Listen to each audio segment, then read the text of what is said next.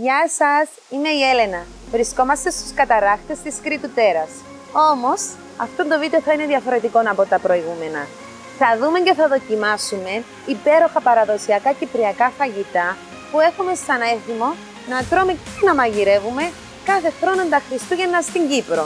Δεν θα μιλήσουμε για το χαλούμι, για τη σούβλα, για τα μακαρόνια του φούρνου, τα κουπέπια, που τα έχουμε έτσι και στο χριστουγεννιάτικο μας τραπέζι, αλλά αυτά τα μαγειρεύουμε και σε κάθε περίπτωση. Πάσχα, γάμους, παπτήσεις, γενέθλια, την Κυριακή. Επομένως, δεν τα θεωρούμε χριστουγεννιάτικα φαγητά. Αλλά σύντομα θα κάνουμε ένα βίντεο με τα καλύτερα φαγητά της Κύπρου για εσάς. Τα παραδοσιακά κυπριακά φαγητά που ετοιμάζουμε για τα Χριστούγεννα και όταν τα τρώμε μυρίζουν Χριστούγεννα είναι η σαλατίνα, η λούντσα, η τερτσία, το λαρτίν, τα λουκάνικα, το ψαρονέφρι. Γράψτε μας στα σχόλια ποια είναι αυτά που έχετε δοκιμάσει, ποια σας αρέσουν περισσότερο. Αν έχουμε ξεχάσει κάτι και σίγουρα κάντε like στο βίντεο μας. Εγώ, για να είμαι ειλικρινής, δεν ήξερα τι ήταν η τερτσία. Παλιότερα η κάθε οικογένεια έφτιαχνε τα δικά της από το χείρο που μεγάλωνε στην αυλή τους, ειδικά για αυτόν τον σκοπό. Στις μέρες μας όμως είναι λίγοι αυτοί που ετοιμάζουν τα δικά τους όπως παγιά. Όλοι μας όμως τα τρώμε κάθε Χριστούγεννα. Είτε θα μας τα στείλει η γιαγιά μας από το χωριό, είτε θα τα αγοράσουμε από τον Κρεοπόλη. Δεν λείπουν όμως από το τραπέζι μας.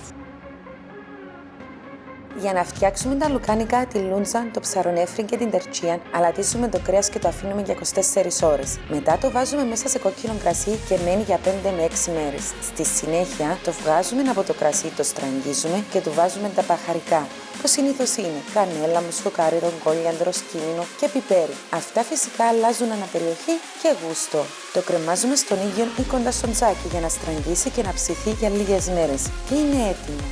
Για το λαρδί πλένουμε και καθαρίζουμε καλά το δέρμα και το λίπος. Το αλατίζουμε και στις δύο πλευρές και τον κρεμάζουμε και αυτό στον ήλιο για λίγες μέρες.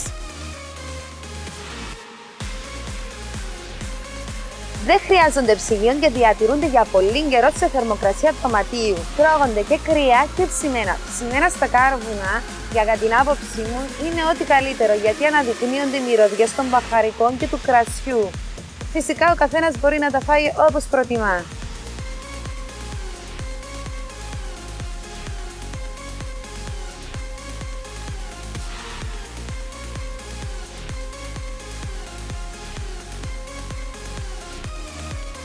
Για τη ζελατίνα χρησιμοποιούμε ό,τι έμεινε.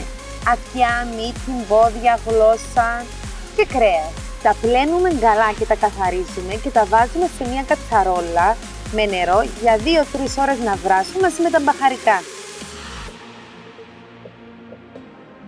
Αυτή εδώ είναι με κρέας. Όποιος δεν μπορεί να τα φάει τα πόδια, τη μύτη, τα αυτιά, υπάρχει και λύση με το κρέας. Σας ευχαριστώ πάρα πολύ που παρακολουθήσατε το βίντεο μας. Ελπίζω να σας άρεσε και να το απολαύσατε. Γραφτείτε στο κανάλι μας πατώντας το κουμπί εγγραφής κάτω από το βίντεο και το κουδουνάκι για να δείτε τι άλλο σας ετοιμάζουμε.